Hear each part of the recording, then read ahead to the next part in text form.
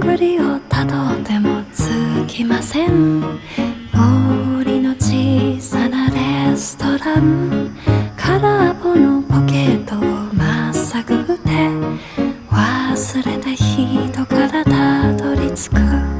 予約は一つもありません。森の小さなレストラン、空席だらけのランチ時、小鳥がパタパタ笑ってる。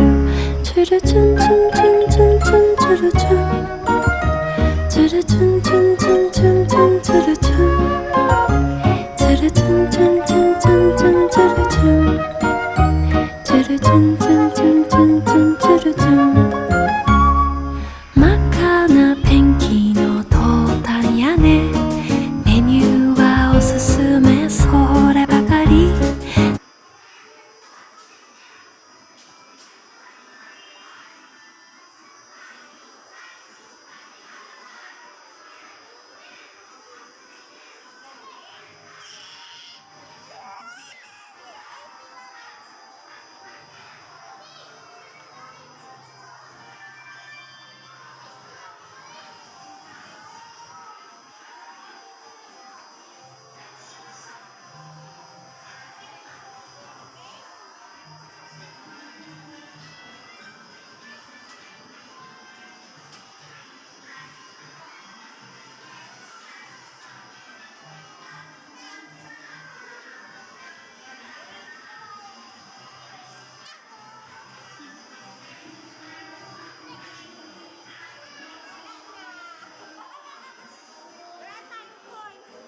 Magkano pa ang coins?